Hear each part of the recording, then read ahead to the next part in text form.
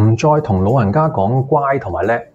咁又可以講啲咩呢？上兩集自立照顧1分鐘就同大家分享過，點解唔好將老人家當成小朋友？平日做培訓嘅時候呢，都有唔少參加者問我嘅，咁係咪真係唔好去到氹啊，又或者讚老人家呢？好多人都會表示老人家其實都幾中意人氹噶，有時候好似小朋友呢咁讚下佢哋叻啊，佢哋就會開心咁樣嘅。我都同意老人家其實係中意人氹嘅，只不過個問題係對方都會諗，你究竟當我係大人啦，抑或係3歲細路哥咁去到氹又或者讚呢？曾經有長者義工同我分享過嘅，話每當中心嘅同事們呢讚佢好叻啊嗰陣，佢心裏邊都會覺得唔係咁舒服嘅。佢會覺得好似俾人睇輕咗咁樣，佢會認為其實佢都係一個有經歷嘅成年人嚟嘅，所以唔想亦都唔需要咁樣去到俾人讚又或者氹。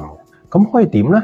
可能有啲人會咁樣諗，其實只要轉個方式就可以噶啦。正如之前都有提及過，老人家係成年人嚟嘅，同樣都期望同身邊嘅人有一個平向嘅關係同埋溝通嘅。當一個關係係平向嘅時候呢，我哋嘅用語啊同埋語氣啊，都會同對住小朋友唔同嘅。下一次當你想氹啊，又或者讚老人家嘅時候呢，試下唔錯喎，好厲害喎，好彩有你咋。呢啲說話同埋語氣，仲有當對方有情緒起伏嘅時候呢，我哋都唔好再認為咁樣就等於細路仔扭計，而係會諗係人都會有情緒嘅，又或者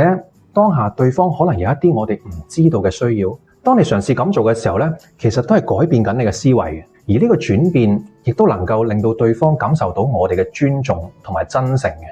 而照顧自自然然就會變得得心應手啦。